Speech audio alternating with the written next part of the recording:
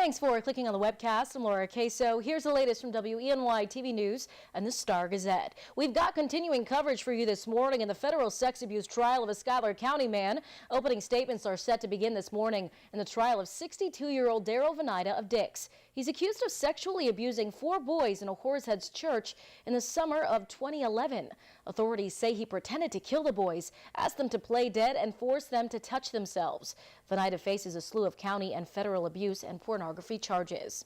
Well, now to Pennsylvania. Governor Tom Corbett is set to make his annual budget address. Today he'll lay out his plans at the state capitol. Some of the topics the governor is expected to touch on include public workers' pensions, education spending, and highway improvements.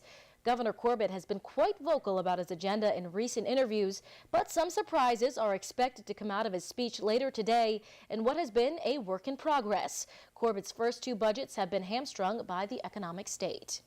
Where Corning city leaders will need to focus on building a hefty tax base to prevent city deficits and residents from being taking over taxed in the future. City manager Mark Reichman says there are 3 pressing issues he wants the council to focus on to build that tax base and make sure the city stays financially stable over the next few years. Reichman suggested that city council members start looking at strategic plans for infrastructure improvements, aging housing stock, and economic development. 70% of the houses in the city of Corning were built before 1960, and by improving the housing stock, it could help bring in new residents. Reichman wants to see an economic development strategy to grow the tax base by looking at ways to entice private sector development. He also said a lot of time is focused on community development projects, but the city could be in trouble if they don't focus on economic development as well. And now here's meteorologist John Hickey with your forecast. John.